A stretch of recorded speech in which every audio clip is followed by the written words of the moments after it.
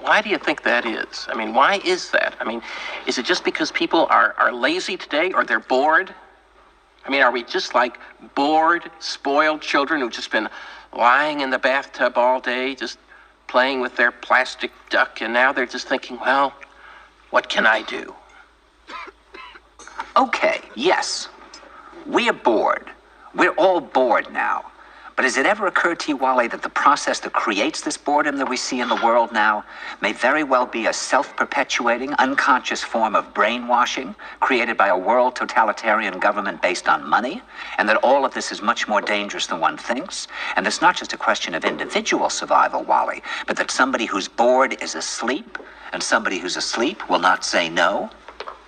See, I keep meeting these people. I mean, just a few days ago, I met this man whom I greatly admire. He's a Swedish physicist, Gustav Bjornstrand, and he told me that he no longer watches television, he doesn't read newspapers, and he doesn't read magazines. He's completely cut them out of his life because he really does feel that we're living in some kind of Orwellian nightmare now, and that everything that you hear now contributes to turning you into a robot. And when I was at Findhorn, I met this extraordinary English tree expert who had devoted his life to saving trees. Just got back from Washington, lobbying to save the redwoods. He's 84 years old. He always travels with a backpack because he never knows where he's going to be tomorrow. And when I met him at Findhorn, he said to me, "Where are you from?" And I said, "New York." He said, "New York, yes, that's a very interesting place. Do you know a lot of New Yorkers who keep talking about the fact that they want to leave but never do?" And I said, "Oh, yes." And he said, "Why do you think they don't leave?" I gave him different banal theories. He said, "Oh, I don't think it's that way at all." He said, "I think that New York is the new model for the new concentration camp, where the camp has been built by the inmates themselves, and the inmates are the guards, and they have this pride in this thing they've built. They've built their own prison, and so they exist in a state of schizophrenia, where they are both guards and prisoners, and as a result, they no longer have, having been lobotomized, the capacity to leave the prison they've made, or to even see it as a prison." And then he went into his pocket and he took out a seed for a tree and he said, "This is a pine tree." He put it in my hand and he said, "Escape before it's too late."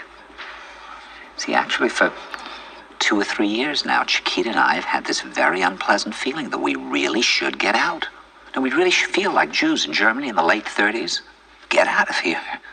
Of course, the problem is where to go, because it seems quite obvious that the whole world is going in the same direction.